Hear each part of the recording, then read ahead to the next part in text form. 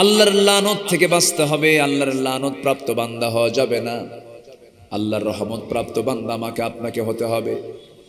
সেই দিকে লক্ষ্য করে আমি দুটো আয়াতে কারিমা তেলাওয়াত করেছি। মহান রব্বুল আলামিন বলেন, ইন্নাল্লাযীনা ইয়াকতুমুনা মা আনজালনা মিনাল বায়্যিনাতি ওয়াল হুদা মিন বা'দি মা বায়্যানাহু লিন-নাসি ফিল কিতাব। জোরে বলুন আল্লাহু আকবার। নিঃসন্দেহে যারা আমার বাইয়িনাত কি, আমার হুদাকে, আমার দলিলকে, হেদায়েতকে যারা গোপন করবে, এই সমস্ত বিষয়গুলোকে যারা গোপন করবে, আড়াল করবে, যা আমি কিতাবের মধ্যে সুস্পষ্ট করে দিয়েছি, আল্লাহ বলছেন এই সমস্ত বান্দার উপরে আমি আল্লাহ আমার লানতকারী লানত। আল্লাহ রাব্বুল আলামিন 10টি অপরাধ যারা করবে তাদের উপরে আল্লাহর লানত তিনি দিয়েছেন, তার লানত তার পক্ষ থেকে তিনি দিয়েছেন। 10টা বিশেষ অপরাধ যারা করবে, 10টা বিশেষ শ্রেণীর উপরে আল্লাহর লানত আল্লাহ তাআলা বর্ষণ করেছেন। নাম্বার 1 আমি বললাম, যারা আল্লাহর আয়াতকে যারা গোপন করবে তাদের উপরে কার লানত? আসতে বলবেন না, কার লানত? আল্লাহর লানত যদি কারো উপরে পড়ে তার কি বাঁচার কোনো উপায় আছে নাকি? কোনো উপায় নাই। আমাদের লানত দরকার না রহমত দরকার? রহমত দরকার। নাম্বার 2 হলো, জমিনে যারা বিপর্যয় সৃষ্টি করবে, আত্মীয়তার বন্ধন যারা নষ্ট করে ফেলবে, ছিন্ন যারা করবে, তাদের উপর আল্লাহর লানত। আল্লাহ রাব্বুল আলামিন সূরা মুহাম্মাদের 22 এবং 23 নম্বর আয়াতে বলছেন, ফাহাল আসাইতুম ইন তাওয়াল্লাইতুম আন তুফসিদু ফিল আরদি ওয়া তুকাত্তিউ আরহামাকুম। আল্লাহ রাব্বুল আলামিন ওই সমস্ত বান্দার উপরে লানতের ঘোষণা দিয়েছেন যে সমস্ত বান্দাগুলো জমিনে বিপর্যয় সৃষ্টি করবে এবং যারা রেহেমকে, আত্মীয়তার বন্ধনকে যারা ছিন্ন করবে, লা ইয়াদখুলুল জান্নাতা কাতিউর রহিম। আল্লাহ বলছেন, উলাইকাল্লাযীনা লা'আনাহুমুল্লাহ ফাআসাম্মাহুম ওয়া আ'মা আবসারহুম। ওই সমস্ত বান্দার উপরে আল্লাহর লানত বর্ষিত হবে।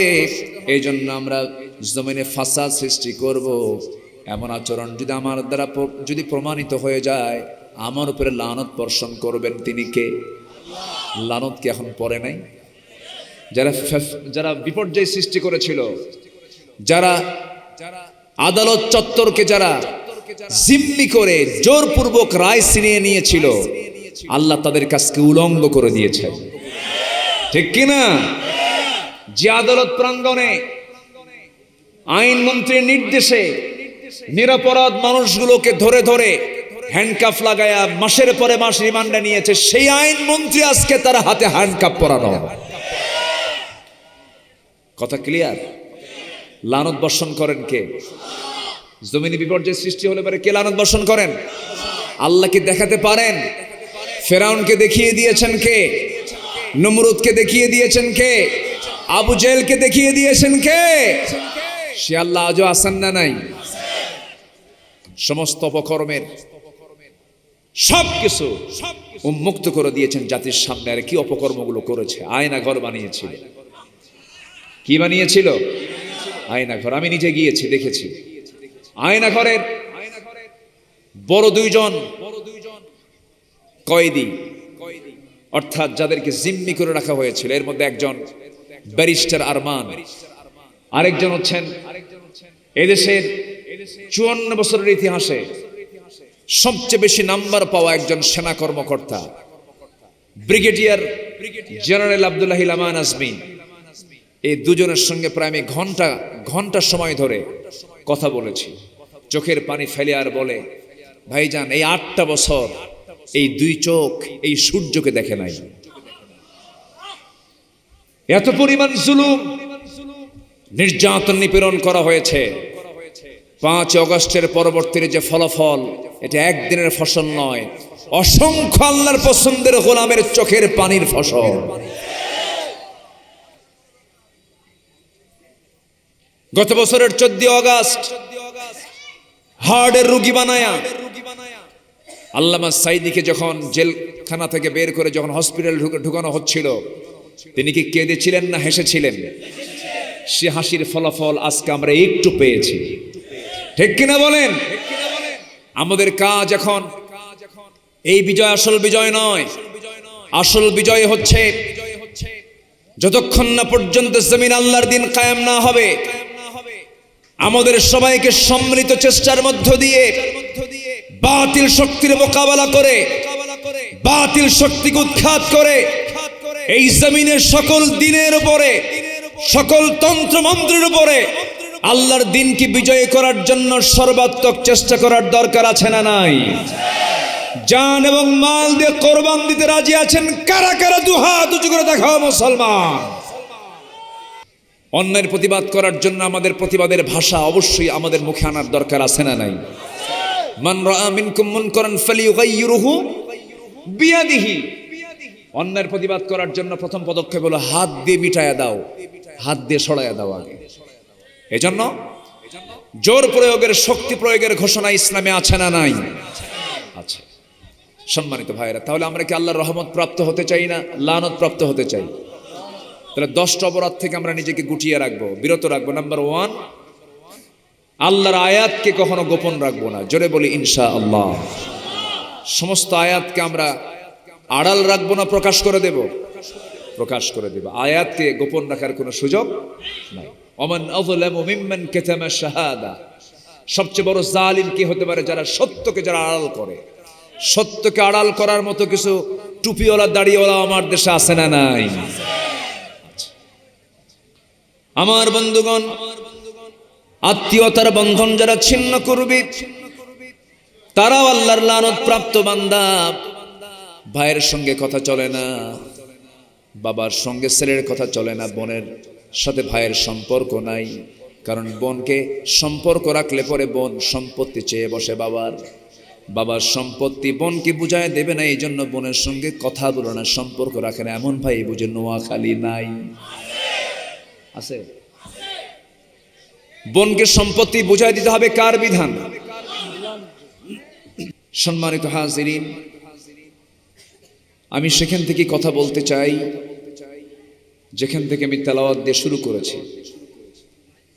সূরাতুল বাকারার 159 এবং 60 এই দুটো আয়াত আমি তেলাওয়াত করেছি। যে দুটি আয়াতের ভিতরে আল্লাহ রাব্বুল আলামিন বান্দার কিছু অপরাধের কারণে তার প্রতি লানতের ঘোষণা দিয়েছেন এবং সে লানত থেকে বাঁচার জন্য কি উপায়, সেই উপায়ে পদ্ধতিটা আল্লাহ পাক উপস্থাপন করেছেন। আসুন ধীরে ধীরে আমরা মূল আলোচনার দিকে চলে যাচ্ছি। আমরা যে কিতাব নিয়ে বসেছি, যে কিতাবকে নিয়ে আজকের এই মাহফিলকে সাজানো হয়েছে, পৃথিবীর গতানুগতিকভাবে অন্যান্য বইয়ের মতো সাধারণ কিন্তু বই এটা নয়।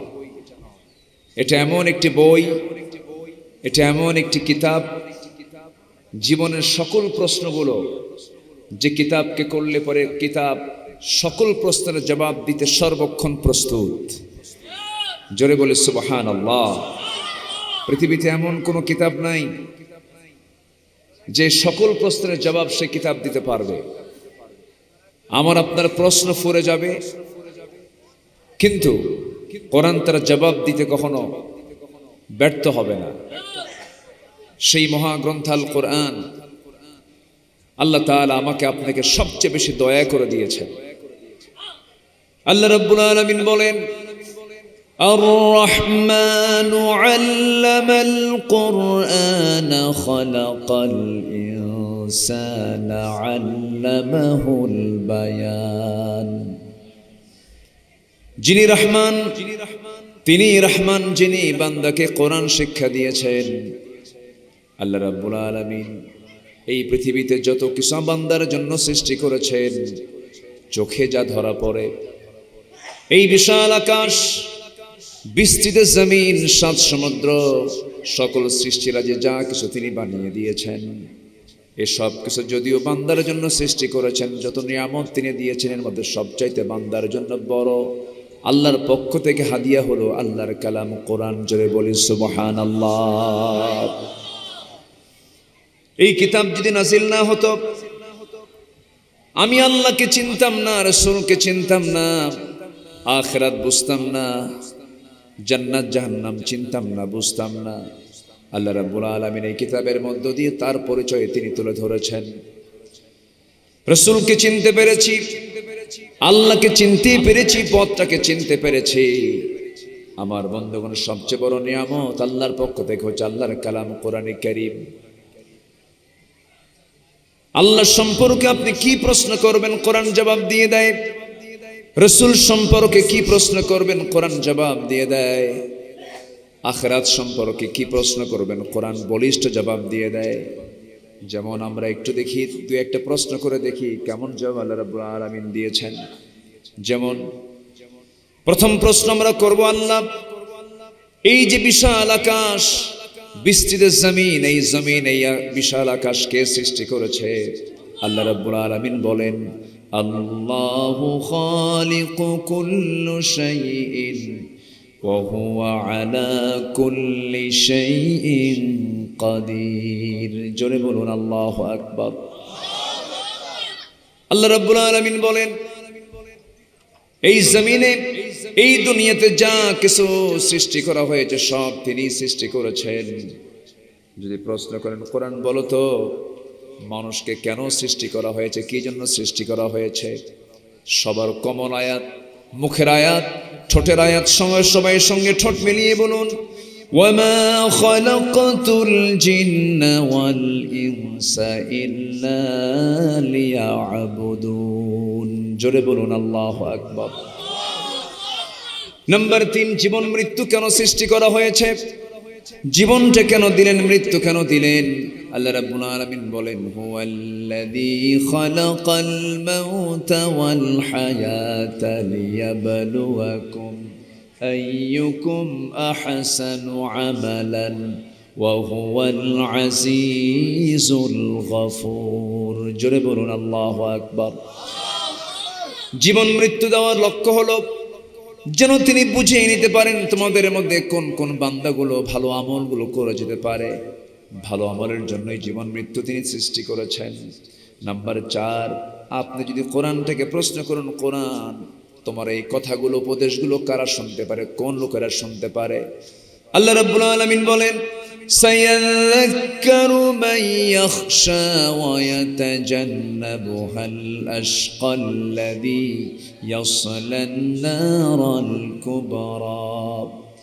নাম্বার 5, তোমাকে ভয় করে চললে কি প্রতিদান তোমার পক্ষ থেকে আছে? কোরআন তুমি বলে দাও তো।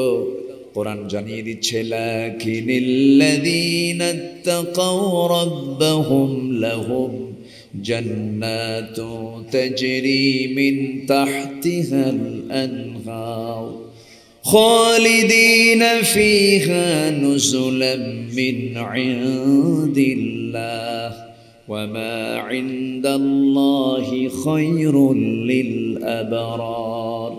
আল্লাহকে ভয় করলে এমন জান্নাত দেওয়া হবে যে জান্নাতের নিচ দিয়ে নহর প্রবাহিত, এবং সেই জান্নাতটা হবে ক্ষণস্থায়ী না চিরস্থায়ী। আসতে বলবে না, ক্ষণস্থায়ী না চিরস্থায়ী।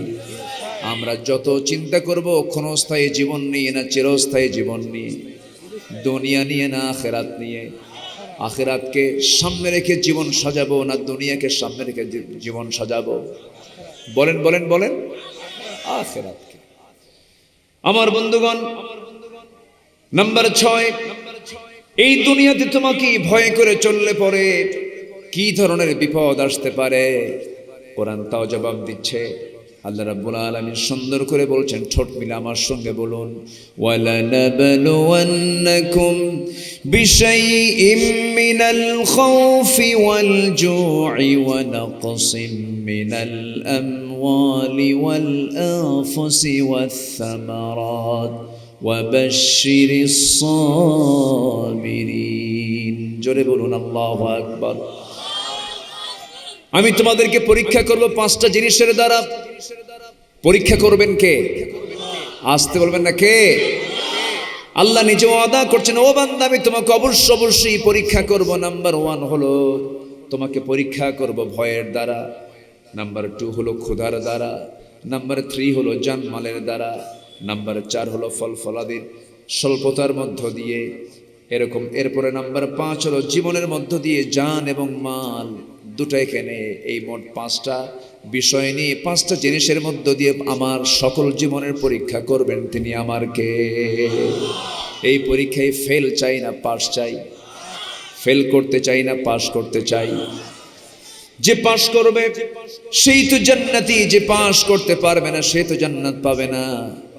দুনিয়ার কাছে ঈমান বিক্রি করে ফেলে এমন কাঠ মোল্লা আমার দেশে আছে না নাই? আসতে বলবেন না আছে না নাই? বাইতুল মুকাররম কি মসজিদ বলেন? বলেন বলেন। জাতীয় মসজিদ। অবশ্য নতুন খতিব নিযুক্ত হয়েছেন আপনাদের এলাকার, বলি আলহামদুলিল্লাহ। লাকসাম, ওই তো একই এলাকা, তো জেলা ভিন্ন হোক কিন্তু ভাষা তো একই, ঠিক আছে না? লাকসাম, মনোহরগঞ্জ, এরপরে এটা কি আচ্ছা থানার হাট, সব পাশাপাশি। এদেশের শুধু নয়, সাবকন্টিনেন্টের তিনি একজন পরিচিত জন, প্রসিদ্ধ একজন আলেমে দ্বীন, শাইখুল হাদিস আব্দুল মালিক হাফিজাহুল্লাহ, আপনাদের এলাকার সন্তান। মনে হচ্ছে এবার আমার কাছে মনে হচ্ছে যে খতিব মাওলানা ওবায়দুল হকের শূন্যতা তিনি পূরণ করতে পারবেন। জোরে বলি ইনশাআল্লাহ। এর আগে একজন ছিলেন, তার পিতা যোগ্য ছিলেন, মরহুম মকবুর শামসুল হক ফরিদপুরি রাহিমাহুল্লাহ একজন সন্তান তিনি ছিলেন। 5ই অগস্টের পরের দিন নিখোঁজ সংবাদ, খতিব নাই। নিখোঁজ সংবাদ কি নাই? খতিব নাই। মসজিদের খতিব পালায় গেছে। 2 সপ্তাহ পর জুমার নামাজ পড়াতে আসছেন কিছু গুন্ডা বাহিনী নিয়ে। নামাজ পড়াতে এসে কি নামাজ পড়াতে পেরেছেন? পারেন না। শেষমেশ জুতার বাড়ি খায়া, এমন জুতার বৃষ্টি শুরু হয়েছে, সেখান থেকে কোনো মতো বের হয়ে সাংবাদিকদের লক্ষ্য করে বলছে, আমি আজকে অল্পের জন্য বেঁচে গেছি, আমার গায়ে কোনো জুতার বাড়ি লাগে নাই। তাহলে এমন খতিব আমার দেশে আছে না নাই? যারা ভয়ে পালায়। আবার এমন কলঙ্কিত ইতিহাস সৃষ্টি করেছে এক শ্রেণীর আলেম নামের কলঙ্ক, যারা গণজাগরণ মঞ্চে গিয়ে বলেছে, আমি আমার জীবনের সবচেয়ে শ্রেষ্ঠ ভালো কাজ আজকে করতে পেরেছি।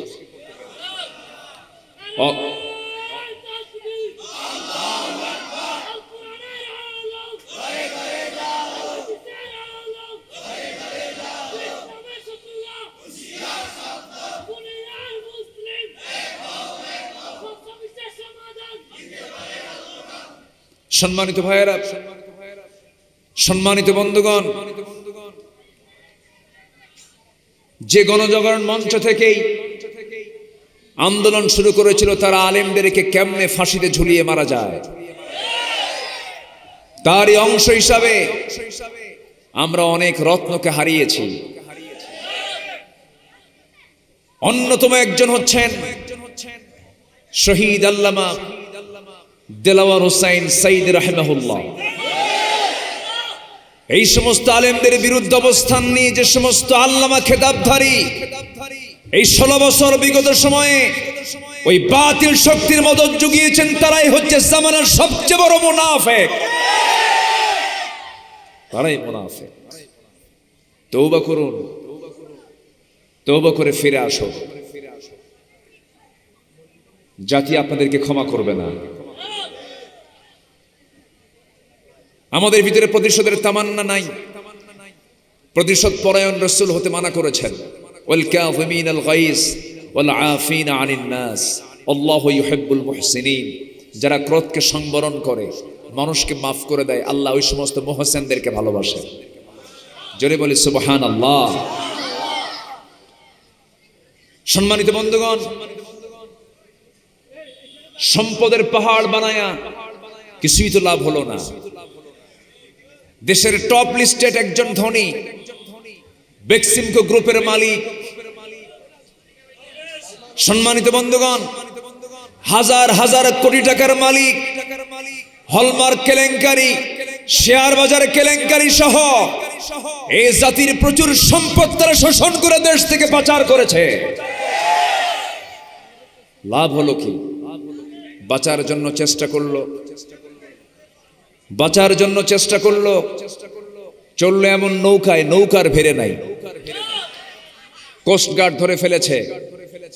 ধরার পর আইনমন্ত্রীকে নিয়ে যখন চলে যাচ্ছে, আইনমন্ত্রী বলে আমাকে একা নিয়ে যাও কেন? আরেকজন আছে তো, কে? কই যে বসে আছে, কে চিনি না তো, মুখে দাড়ি নাই, মাথার চুল কালো, কে চিনবা কি? আপনি দাড়ি কাটছে, ওটাই দরবেশ।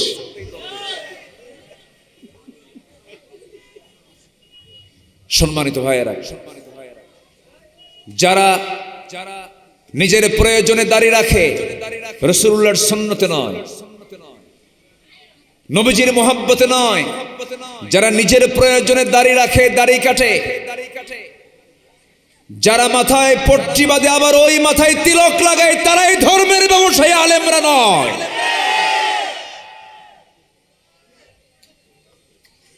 সম্মানিত ভাইয়েরা, দীর্ঘ 16 বছর এই জুলুমগুলো চলেছে। আমি নিজেও 2018 সালের প্রহসনের নির্বাচনের আগ দিয়ে আমাকে গ্রেফতার করা হলো। আমাকে যখন ধরতে আসে তখন পুলিশ বলে, হুজুর স্যার আপনাকে সালাম দিয়েছেন, আপনাকে চা খাওয়ার দাওয়াত দিয়েছে। ভাবলাম আমাকে মনে হয় চা খাওয়ারই দাওয়াত দিচ্ছে। থানায় গিয়ে দেখি, বলে হুজুর কিচ্ছু করার নাই, আপনাকে গ্রেফতার করতে হচ্ছে। আপনার ওয়াজ শুনি, খুব মহাব্বত লাগে, খুব ভালোবাসি হুজুর, কিন্তু উপায় তো নাই, আমরা হুকুমের গোলাম। যেই পেশার কাজ করতে গিয়ে, যে দায়িত্ব পালন করতে গিয়ে হকের পক্ষে অবস্থান নিতে হয়, ওই সমস্ত পেশার মুখে, ওই সমস্ত চাকরির মুখে আমরা থুতু মারি, থুতু মারি। নিজের বিবেককে যারা বিক্রি করে দেয়, তাদেরকে মানুষ ন মানুষ, মানুষ ন মানুষ, অমানুষ। একটাবার তারা ভাবলেন না জুলাই থেকে শুরু করে 5 আগস্টের সকাল পর্যন্ত নির্বিচারে আমার দেশের, আমার কলিজার টুকরা সন্তানদের বুক ঝাঁঝরা করে দিতে তারা একটু পরিমাণ, বিন্দু পরিমাণ কার্পণ্য করলেন না। অথচ ওই বন্দুকের গুলির টাকা তোমার নয়, তোমার বাবার নয়, দেশের জনগণের টাকা।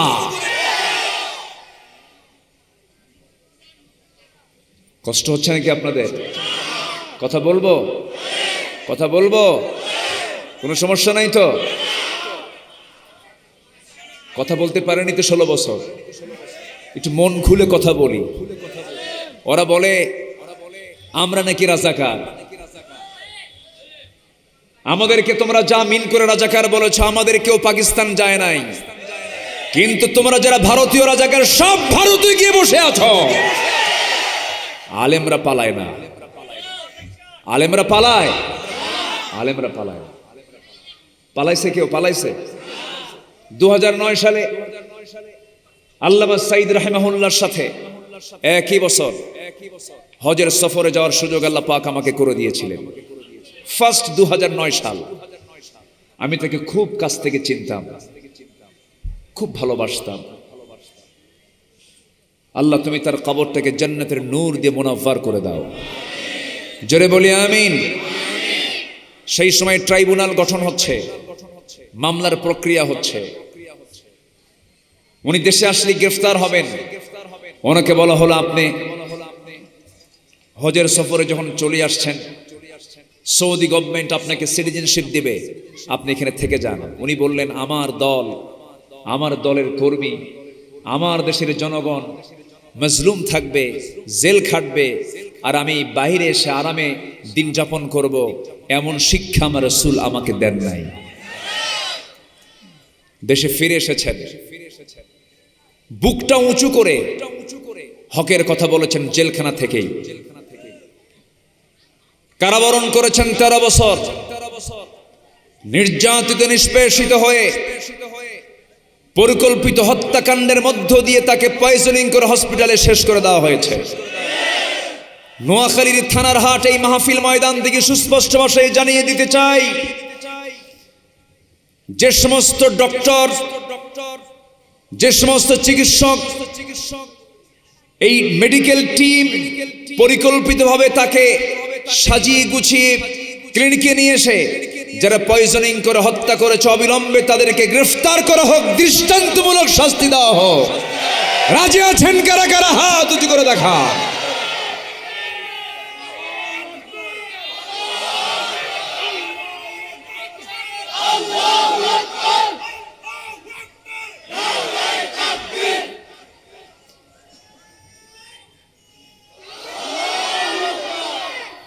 আল্লাহ কবুল করুন, জোরে বলি আমিন।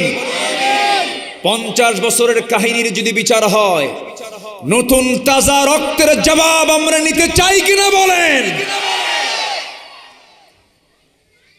কুতিবা আলাইকুমুল কিসাস আয়াত আছে না নাই?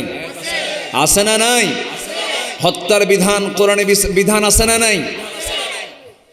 অবশ্যই কোন জালিমকে আমরা আশ্রয় প্রশ্রয়, তাদের ব্যাপারে আমরা কোনো নরম হতে পারবো? এটা কার হুকুম? আসতে বলুন, কার হুকুম? মুনাফিকদের ব্যাপারে আল্লাহ পাক বলেছেন ওয়াকুল্লুজ আলাইহিম ওয়া মাওয়াহুম জাহান্নাম। মুনাফিকদের ব্যাপারে কখনো নরম হওয়া যাবে না। আমার দেশে মুনাফিক তো নাই, আসতে বলবেন না, আছে না নাই? আচ্ছা, অনেক কথা আছে, কষ্ট পাচ্ছেন না তো? এরা ক্ষমতায় ছিল 16 বছর, আর ফেরাউনের হায়াত ছিল হলো 1600 বছর। সংখ্যা যে মিলল কেমনে বুঝে আসলো না। ওটা ছিল বিগ ফেরাউন, এটা হলো মিনি ফেরাউন। সম্মানিত ভাইয়েরা, কিন্তু আল্লাহ তাআলা ইমানদারকে পরীক্ষা করবেন। কার কথা? আসতে বলবেন না, কার কথা? এই 16 বছর অনেকে পরীক্ষা দিয়ে পরীক্ষায় পাশ করেছেন, এমন ইমানদার আছে না নাই? আচ্ছা আমার বন্ধুগণ, একটু কান লাগাবেন, মনোযোগ দিয়ে শুনবেন।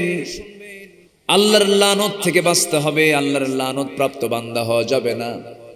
আল্লাহর রহমত প্রাপ্ত বান্দা আমাকে আপনাকে হতে হবে। সেই দিকে লক্ষ্য করে আমি 2টা আয়াতে কারিমা তেলাওয়াত করেছি। মহান রব্বুল আলামিন বলেন, ইন্নাল্লাযীনা ইয়াকতুমুনা মা আনজালনা মিনাল বায়্যিনাতি ওয়াল হুদা মিন বা'দি মা বায়্যানাহু লিন-নাসি ফিল কিতাব। জোরে বলুন আল্লাহু আকবার।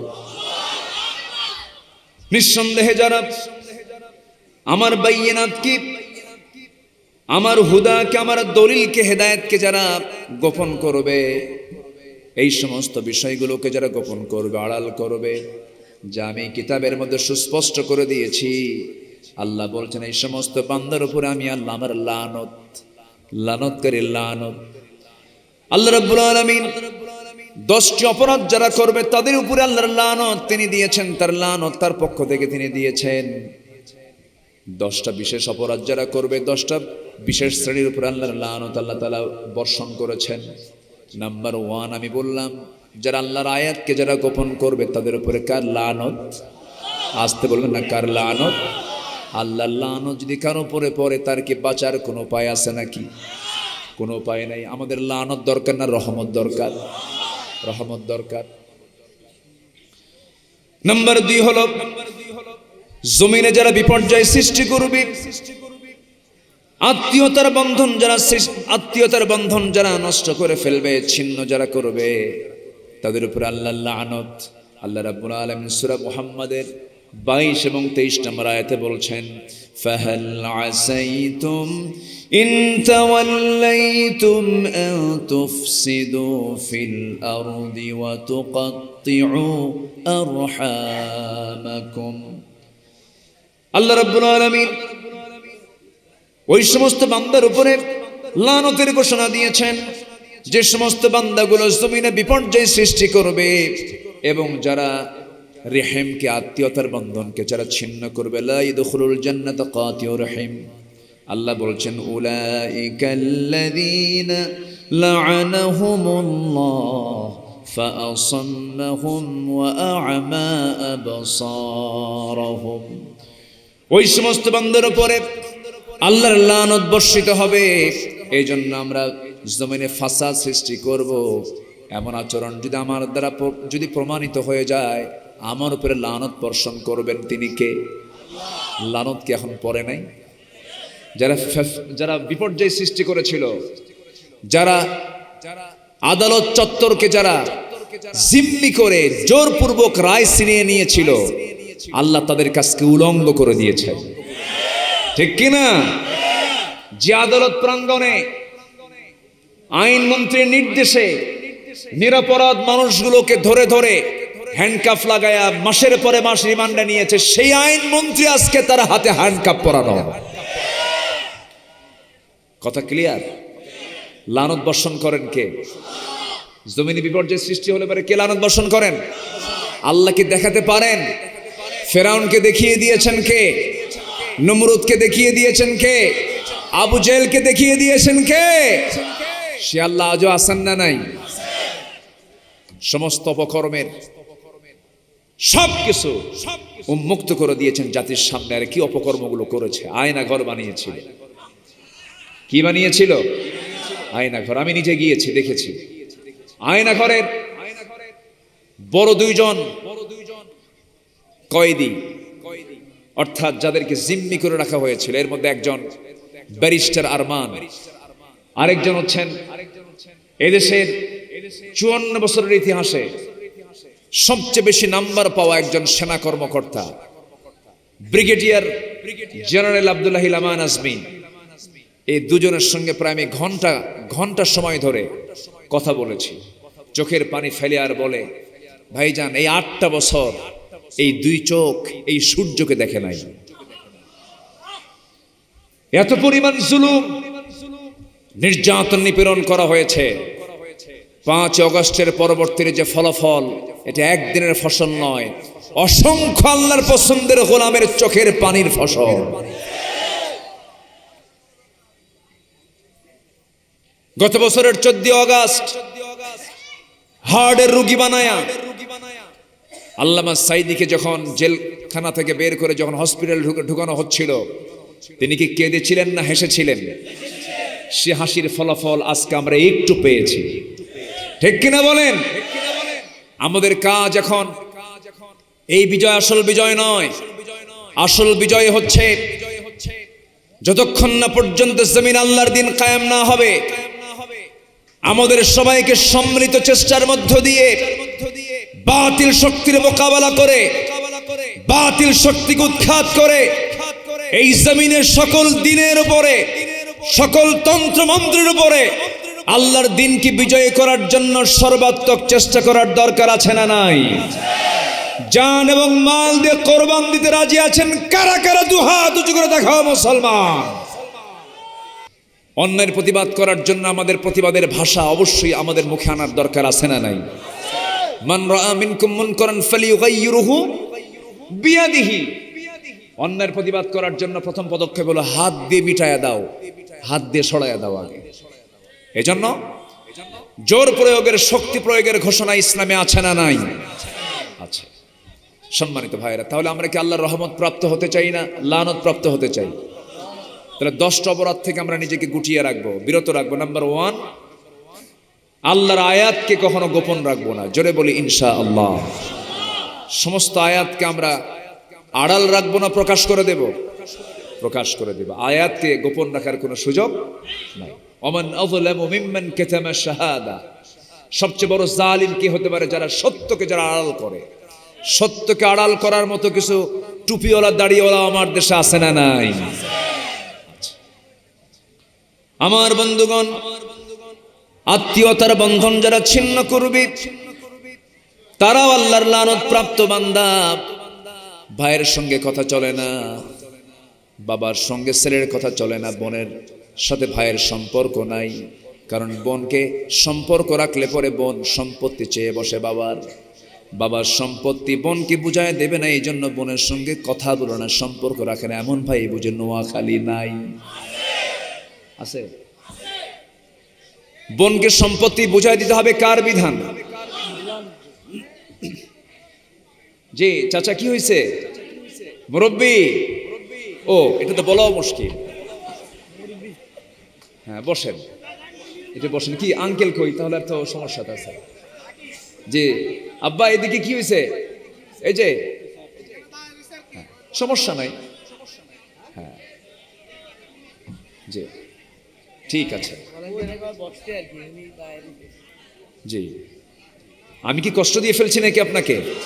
কারো কোনো অসুবিধা নাই তো? বলি আলহামদুলিল্লাহ, জোরে বলি আলহামদুলিল্লাহ। বসো। তাহলে আমার বন্ধুগণ, আত্মীয়তার বন্ধন ছিন্ন করা না রক্ষা করা? রক্ষা করলে রহমত দেবেন কে? আর ছিন্ন করলে লানত দেবেন কে? তাহলে ভাই বোন, এরপর আত্মীয় স্বজন, পাড়া প্রতিবেশী, এগুলোর হক ইসলামে আছে না নাই? আছে না নাই? এই দিক থেকে হক রক্ষার দিক থেকে আগের যুগের লোক ভালো ছিল না এখনকার যুগের লোক ভালো? হ্যাঁ আগেই ভালো ছিল। তাহলে এখন শিক্ষার হার কমছে না বাড়ছে? শিক্ষার হার বাড়লো কিন্তু এই হকগুলো নষ্ট হয়ে গেল। তাহলে বুঝতে হবে আসল শিক্ষা জাতি এখনো পায় নাই। আসল শিক্ষা জাতি এখনো পায় নাই। বৃদ্ধাশ্রম আমার দাদার যুগে ছিল না, আমার দেশে এখন বৃদ্ধাশ্রম তৈরি হয়েছে। বৃদ্ধাশ্রমে বাপ মাকে রেখে আসে বুড়ো বয়সে সন্তান, বুড়ো বয়সে বাপ মাকে সন্তান বৃদ্ধাশ্রমে রাখার দায়িত্ব না নিজের কাছে রাখার দায়িত্ব? আচ্ছা মাসে মাসে টাকা দেওয়ার দায়িত্ব না খেদমত করার দায়িত্ব? বলেন, বুড়ো বয়সে বাপ মার টাকা দরকার না খেদমত দরকার? তাহলে এই সমস্ত কালচার যদি কোনো বান্দার মধ্যে চালু হয়ে যায় তখন রহমত হবে না গজব হবে? রহমত হবে না লানত হবে? লানত হবে। বাপ মাকে ভাত দেয় না, এরকম লোক তো মনে হয় লক্ষ্মীপুরেও নোয়াখালী নাই? আছে আছে। বাপ মার দিকে খেয়াল করে না, সম্পর্ক ছিন্ন করে ফেলে। নতুন অতিথি বাড়িতে চলে এসেছে, নতুন বিয়ে করেছে, বউটা ঘরের মধ্যে নিয়েছে। একটা প্রশ্ন করবো আমার ভাইয়েরা, বলুন তো বউ বড় না মা বড়? বউ বড় না মা বড়? মাহফিলে মাহফিলে মা বড়, বাড়িতে বউ বড়। ঠিক আছে না? মাহফিলে মা বড় ঠিক আছে, বাড়িতে বউ বড়। নতুন বিয়ে হয়ে গেল, সংসার পৃথক হয়ে গেল, সবার খাবার দাবার জোগান হয়ে যায়, মার খাবার দাবার গুলো জোগান হয় না। মায়ের দিকে খেয়াল করে না, মা বুড়ো হয়ে গেছেন, চোখে কম দেখেন, 70 বছর বয়সে রান্না বান্না করে। গত বছর এরকম একটা মঞ্চে আমার কাছে ভাঙ্গা ভাঙ্গা হাতের লেখায় এক বুড়িমা আমাকে চিঠি লিখে বলছেন, হুজুর আমার 4টা ছেলে 2টা মেয়ে, 2টা মেয়েকে বিয়ে দিয়েছি, 4টা ছেলে আমার, তাদেরও বিয়ে হয়ে গেছে, তাদের ঘরগুলো আমার ঘরের আশেপাশেই সব কাছাকাছি ঘর, কিন্তু হুজুর আমার জন্য আপনি দোয়া করবেন, আমার এই 70-72 বছর বয়সে আমাকে নিজের রান্না নিজেই করতে হয়। তুমি কেমন সন্তান হলে? 72 বছর বয়স তোমার মার, তোমার মার পাশে তোমার ঘর, একই পাশাপাশি থেকে তোমার মা নিজের রান্না নিজেই করেন। তোমার মা বুড়ো হয়ে গেছেন, তোমার ঘরে রান্না বান্না হয়, তোমার মা সে খাবার পায় না। তুমি কি ভুলে গেছো? তুমি যখন তোমার মার পেটের মধ্যে ছিলে 9টি মাস, মেডিকেল সায়েন্স আজকে রিসার্চ করে বের করেছে, এই 9টি 10টি মাসে ওই সন্তান ওই মার কলিজায় পা দিয়ে লাথি মেরেছে, একবার দুবার নয়, 4500 থেকে 5000 বার একটা সন্তান তার মাকে পেটের মধ্যে কলিজায় লাথি মারে। কি পরিমাণ কষ্ট, কি পরিমাণ কষ্ট! 50+ ইউনিট ডেলিভারির যন্ত্রণা সহ্য করেন, যেই মামার জন্য এই ডেলিভারির যন্ত্রণা সহ্য করেছেন, পেটে ধারণের যন্ত্রণা সহ্য করেছেন, 2টা বছর দুধ পানের যন্ত্রণা সহ্য করেছেন, সারা জীবন মা তার বাবার জন্য তার সন্তানের জন্য যে সার্ভিসটা দেন, যে খেদমতটা দেন, পৃথিবীর বিকল্প কোনো মানুষ, মার বিকল্প কোনো মানুষ পৃথিবীতে হতে পারে না। আল্লাহর কসম করে বলি, আমি আপনার স্ত্রীর জন্য আপনি শাড়ি কিনেছেন, 3000 টাকা দামের শাড়ি পছন্দ হবে না, বলবে আমার প্রতিবেশী অমুকের বউয়ের জন্য তার স্বামী 10,000 টাকার শাড়ি কিনে নিয়ে আসছে, তুমি আমারে কি মোহাব্বত করে এই শাড়ি আমার পছন্দ হয় নাই। ছেলের জন্য বড় ব্র্যান্ড কোম্পানির, রেডো কোম্পানির বড় একটা ঘড়ি আপনার সন্তানকে দিয়েছেন কিনে, ছেলে বলবে বাবা এই ঘড়ির চাইতে দামে আর একটা ঘড়ি ছিল, সুইজারল্যান্ডের একটা ঘড়ি তুমি আমাকে কিনে দিলে না কেন? এই ঘড়ি আমার পছন্দ হয় নাই। পৃথিবীর কোনো মানুষকে আপনি কোনো কিছু দিয়ে সন্তুষ্ট করতে পারবেন না, কিন্তু একজন মানুষ আছেন পৃথিবীতে মাকে দেওয়ার জন্য, মাকে খুশি করার জন্য বেশি কিছু লাগে না, শুধু মার পাশে গিয়ে একটু মুচকি হাসি মেরে বলবেন মা তোমার জন্য একটা আপেল নিয়ে আসছি, মা তুমি এটা খাও। মা কিন্তু খাবে না, মা সন্তানটার চেহারার দিকে তাকায় বলবে বাজান তোর মুখটা শুকনা, তুই খাস নাই। বটি দিয়া চাকু দিয়ে কেটে কেটে টুকরো টুকরো করে একটা একটা করে মুখে খাবার তুলে দিবে আর বলবে তুই খা, তুই বেঁচে থাক। এই তো হলো মা। মায়ের এই মোহাব্বত, মায়ের এই ভালোবাসা, যারা মাকে হারিয়েছেন তারাই তো বুঝতে পারেন। যাদের মা পৃথিবীতে বেঁচে আছেন, আত্মীয়তার সম্পর্ক যারা ছিন্ন করবে, নতুন বিয়ে করার মধ্য দিয়ে যদি মাটা যদি দূরে চলে যায়, এটা বড় পড়া কপাল। এরপরে বোন যদি সম্পত্তির কারণে যদি দূরত্ব হয়ে যায়, এটা বড় পড়া কপাল। এইরকম করে আবার কিছু কিছু লোক আছে নিজের বোনের খবর নেয় না, নিজের ভাইয়ের খবর নেয় না, কিন্তু ওইদিকে ধর্ম ভাই বানায়, ধর্ম বোন বানায়। এগুলো আছে নাকি? এগুলো আছে। এগুলো কিসের ধর্মের ভাই, কিসের ধর্মের বোন? ইসলাম তো ক্লিয়ার করে বলে দিয়েছে, হুররিমাত আলাইকুম উম্মাহাতুকুম ওয়া বানাতুকুম। 14 জন নারীকে আল্লাহ রাব্বুল আলামিন বিয়ে নিষিদ্ধ করে দিয়েছেন। এই 14 জন হলো মাহরাম, এদের সঙ্গে দেখা করা জায়েজ আছে, বাকি পৃথিবীর কারোর সঙ্গে পর্দা ছাড়া দেখা করা জায়েজ নাই। অনেক লম্বা কথা, সময় তো শর্ট। 10 শ্রেণীর উপর আল্লাহর লানত। 1 নাম্বার শুনলাম আমরা, 2 নাম্বার শুনলাম আমরা, নাম্বার এখন 3-এর দিকে চলে যাই। নাম্বার 3 হলো যারা সীমা লঙ্ঘনকারী, তাদের প্রতি আল্লাহর লানত। সীমা যারা অতিক্রম করবে, একটা সীমা আছে না নাই? আরবিতে তাকে বলে হুদুদ। কি বলা হয়? হুদুদ। আল্লাহ রাব্বুল আলামিন বলেন লুইনাল্লাযীনা কাফারু মিন বনি ইসরাঈলা আলা লিসানি দাউদ ওয়া ঈসা ইবনে মারইয়াম যালিকা বিমা আসাউ ওয়া কানু ইয়াতাদুন। সূরাতুল মায়েদা ভার্স নাম্বার 78। বনি ইসরাঈলদের সীমা লঙ্ঘনের কারণে আল্লাহ রাব্বুল আলামিন বলছেন আমি তাদের প্রতি লানত করেছি। বনি ইসরাঈলদের প্রতি কত গজব নাজিল হয়েছে, কত লানত এসেছে তাদের উপরে। আল্লাহ রাব্বুল আলামিন তাদেরকে গজব দিয়ে শেষ করে দিয়েছেন। আল্লাহ রাব্বুল আলামিন সেই স্মৃতিচারণ করে বলছেন তোমরা সীমা লঙ্ঘন করো না, সীমা লঙ্ঘন করলে পরে আমার লানত বর্ষিত হয়ে যাবে।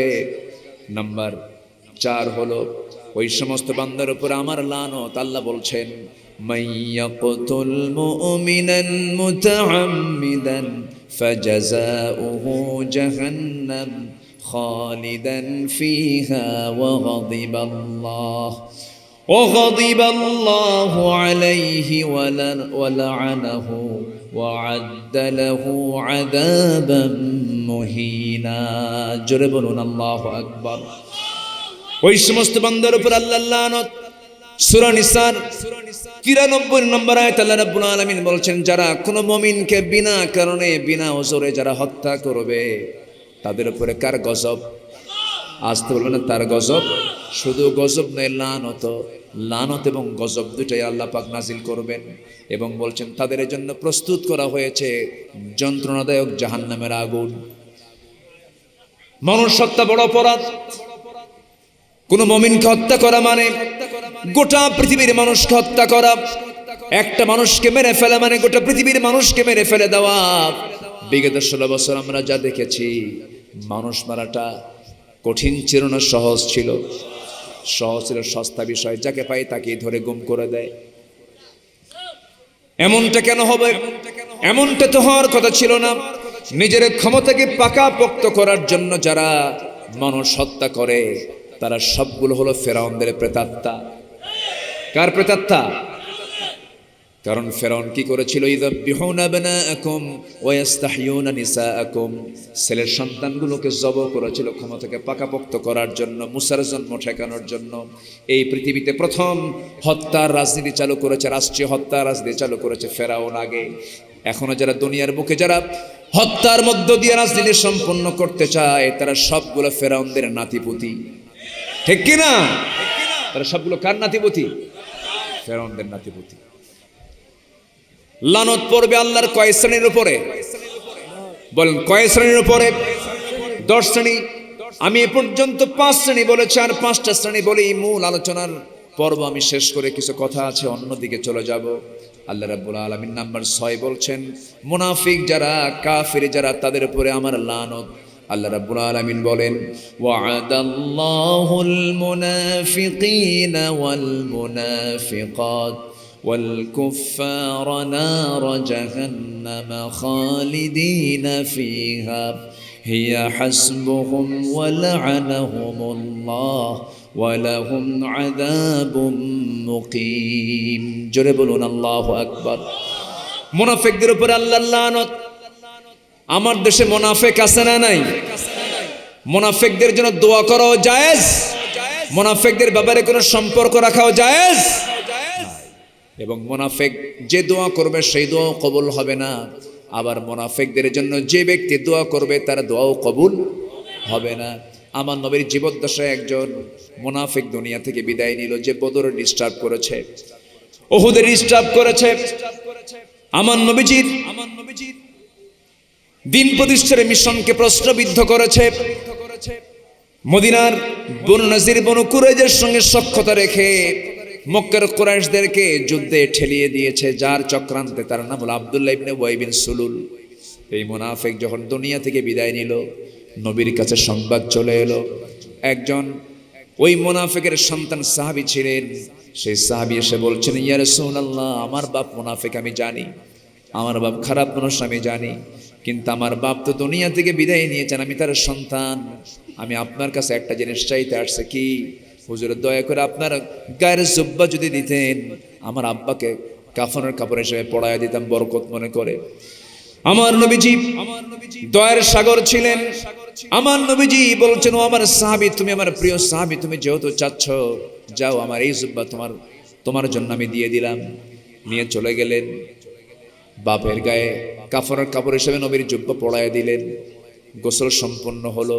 জানাজার যখন আয়োজন হয়ে গেল, নবীর কাছে মুনাফিকের সন্তান, সাহাবীর সন্তান এসে বলছে, ইয়া রাসূলুল্লাহ, আমি জানি আমার বাপ খারাপ মানুষ, দয়া করে দেখুন তো কিছু করা যায় নাকি, আমার বাবার জানাজা আপনি পড়াবেন কিনা, আমি চাচ্ছি আপনি একটু পড়ায় দেন।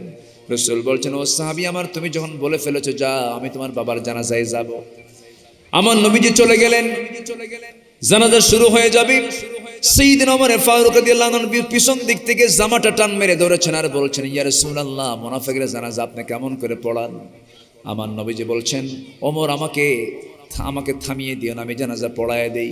রাসূল জানাজা পড়ায় দিলেন। নামাজ শেষ হওয়ার সঙ্গে সঙ্গে আয়াত নাযিল হলো, ইস্তাগফির লাহুম আও লা তাস্তাগফির লাহুম ইন তাস্তাগফির লাহুম ৭০ মাররাতান ফালান ইয়াগফিরাল্লাহু লাহুম। আপনি মাফ চান অথবা না চান, আপনি যদি ৭০ বারেরও বেশিবার ক্ষমা চান, এই মুনাফিকের ব্যাপারে আমি আল্লাহ, আপনি নবী হওয়ার পরও আপনার দোয়া আমি আল্লাহ কবুল করব না। মুনাফিকদের পক্ষে রাসূল দোয়া করলে রাসূলের মতো ব্যক্তির দোয়া কবুল করেন না। তিনি কে? সেই মুনাফিকদের সঙ্গে আমাদের কোনো সম্পর্ক রাখা যাবে? আসতে বলবেন না, যাবে? আমার দেশে মুনাফিক আছে না নাই? মুনাফিকদের উপর আল্লাহর রহমত না লানত? লানত। নাম্বার 7 হলো কুফরি যারা করবে, কাফের অবস্থায় যারা মৃত্যুবরণ করবে, তাদের উপরে লানত। ইন্নাল্লাযীনা কাফারু ওয়া মাতু ওয়া হুম কুফফারুন উলাইকা আলাইহিম লা'নাতুল্লাহ ওয়াল মালাইকাতি ওয়ান নাসি আজমাইন। জোরে বলুন আল্লাহু আকবার। নাম্বার 8 হলো যারা আল্লাহ রসুলের শত্রু, যারা রসুলকে যারা কষ্ট দেয়, আল্লাহকে যারা কষ্ট দেয়, রসুলকে যারা গালিগালাজ করে, রসুলকে নিয়ে যারা ব্যঙ্গোক্তি করে, এমন কুলাঙ্গার কিছু আমার দেশে আছে না নাই? এখন ওদের তালিকা করার সময় হয়েছে, ওদের তালিকা করার দরকার আছে না নাই? স্বাধীনতার পর থেকে নিয়ে আজ পর্যন্ত যে সমস্ত কুলাঙ্গাররা আল্লাহ রসুল কোরআন ইসলাম নিয়ে যারা বাজে কথা বলেছে, ওদেরকে ধরা হোক, প্রকাশ্যে দিবালোকে হত্যা করে ওদের রক্ত মাংস হাড় হাড্ডি কুত্তা বিলাই দিয়ে খাওয়ানো দরকার। ইন্নাল্লাযীনা ইউযুনা আল্লাহ রাসূলাহু লা'নাহুমুল্লাহু ফিদ দুনিয়া ওয়াল আখিরা ওয়া আ'আদ্দা লাহুম আযাবান মুহিনা। নাম্বার 9, অঙ্গীকার যারা ভঙ্গ করে, আল্লাহর আয়াতের যারা অবমাননা করে, আল্লাহর লানত তাদের উপরে। নাম্বার 10 হলো আল্লাহর সম্পর্কে যারা মিথ্যা রচনা করবে, এই সমস্ত জালিমদের উপরে আল্লাহর লানত। আল্লাহর আয়াত নিয়ে মিথ্যা কথা বলে, আছে না নাই? এদের উপর আল্লাহর রহমত না লানত? এই সমস্ত লানতের অপকর্ম থেকে আল্লাহ পাক আমাদেরকে হেফাজত করুন। সবাই নামাজ পড়িত নাকি? 5 ওয়াক্ত নামাজ পড়বেন কারা কারা? একটা হাত তুলে দেখান। জোরে বলি আল্লাহ আমাদেরকে 5 ওয়াক্ত সালাত আদায় করার তৌফিক তুমি আল্লাহ দিয়ে দাও। জোরে বলি আমিন। হাত নামান। যুবকরা যারা আসছো, সময় নষ্ট করবা না। মোবাইল সময় রক্ষা করে না নষ্ট করে? বলেন বলেন। ডিভাইস থেকে যতটুকু পারবা দূরে থাকবা, প্রয়োজনীয় কাজ ছাড়া। এখানে বেশি সময় দেওয়া মানে হচ্ছে ইহকালেও লস, পরকালেও লস। এখান থেকে বাঁচার জন্য চেষ্টা করতে হবে। নোংরামি বন্ধ করতে হবে। বিবাহ পূর্ব কোনো প্রেম নামের জেনা এই সম্পর্ক হতে পারে? বিবাহ পূর্ব কোনো প্রেম হয় না জেনা হয়? কি হয় বলেন, কি হয়? এই জাতীয় অবৈধ সম্পর্ক থেকে যুবকরা দূরে থাকবে। তোমার যৌবনকে ধরে রাখবে, চরিত্রকে ফ্রেশ রাখবে, চরিত্রকে সুন্দর রাখবে। আল্লাহ তোমার জন্য সুন্দর জান্নাতে হুর রেখে দিবে।